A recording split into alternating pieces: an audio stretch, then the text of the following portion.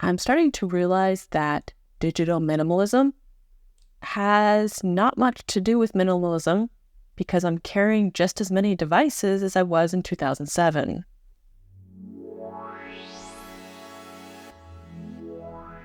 Everyday carry, or EDC, is something I've seen more and more in the Dumbphone and digital minimalism community. What does it mean? Well, it describes the devices that the individual is carrying around in order to replace their smartphone. Everybody's everyday carry looks a little bit different. Now, in general, it can be a Dumbphone, an MP3 player, an e-reader, or a camera. It can be more or less devices, and everybody's device usage is different. One thing that I would like to emphasize is that digital minimalism does not necessarily mean minimalism. There are minimalists who are part of the digital minimalism movement and use a Dumbphone and maybe nothing else. But in my case, I've converted to digital minimalism to reduce my smartphone addiction. When I compartmentalize each device into a use case, this helps me reduce my on-screen time. So without further ado, let's get into my everyday carry. Now, my Dumbphone of choice for March 24 has changed. In the beginning of March, I was using the Punked MP01. This was working great for about a week and a half, but I noticed that I was having call quality issues.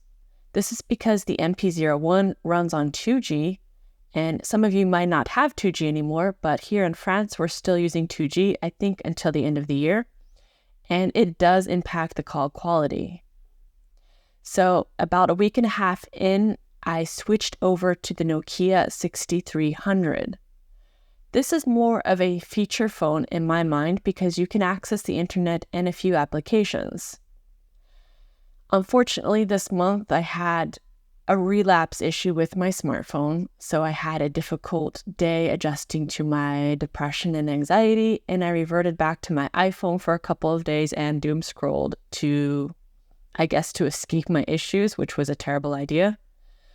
Once I realized this, I jumped back to my Nokia 6300, and honestly, it's been working great because when I go into apps that you can doom scroll on, for example, the news application, I find that it's really not user-friendly and I break the cycle quite quickly. So the Nokia is working out great for me. And bonus, it has dual SIM. So I have my work SIM as well as my personal SIM in the device, which helps me reduce my addiction to my work phone. Now the next device for March is my MP3 player. My MP3 player also changed this month. In the beginning of the month, I was using an on-ears MP3 player.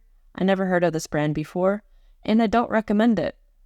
I had to change the devices because the autonomy was terrible. I think I was getting about 1 hour to an hour and a half of usage, and that's not enough for me for my music. I need something that's going to last me a few days and have good quality music. And for this, I changed to the Mechen MP3 player. I have no regrets changing. I like the aluminum build. It's sturdy. It feels good in the hands. The buttons are great. There's even a rotating dial for the volume and the menu options. So far, so good. And I think I'm going to keep this in my everyday carry for the foreseeable future. The next device on my list is my e-reader / companion device. So I've been using the Onyx Boox Palma for the past 6 months, and recently I've decided to use it as a companion device for my Dumbphone usage.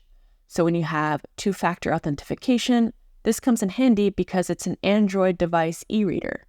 So you can download any apps that you find on the Google Play Store, and this works great if you have to verify with your email or a specific application, such as banking. I find this device can be tempting though, because you can access any application in the Google Play Store, and since I'm addicted to my smartphone, of course I downloaded apps I shouldn't have on it. And but in the end I found that it didn't really affect me because the scrolling experience on an e-ink device is not the same as an LCD or OLED display. What that means is the refresh rate is very slow. So if you're looking at dynamic content such as videos, for example, if you're scrolling through YouTube Shorts, the video playback is not great and it kind of breaks the cycle. So I haven't been using it to doom scroll, which is great since I can just use it as an e-reader and a two-factor authentication device. The last device is a new addition to my everyday carry. It's actually a camera. It's a digital camera, but it's a digital minimalist camera because you can take pictures, but there's no screen to see what pictures you've taken. It kind of takes you back to the days of a disposable camera when you take those pictures and you get them developed and you get them back and you realize that half the pictures have a thumb in them. Same experience. But with this camera, you can hold more pictures. And I don't know, it gives you the excitement of taking pictures and not knowing what it's going to look like. And when you get home and connect it to your computer, you can browse to the pictures. Of course, you can export it onto a smartphone or onto a device.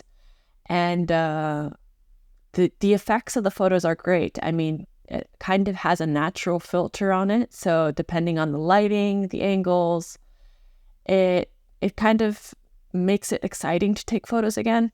So I'm going to do a full review on this device once I've had it a bit longer and I can really explain the pluses and the minuses of it. But so far, so good, and I really enjoy having it into my everyday carry. Thanks for watching, and I hope my everyday carry give you some insight on how I've converted to digital minimalism and how I'm definitely not perfect, but I'm trying. And I hope you join the journey by liking and subscribing. See you soon.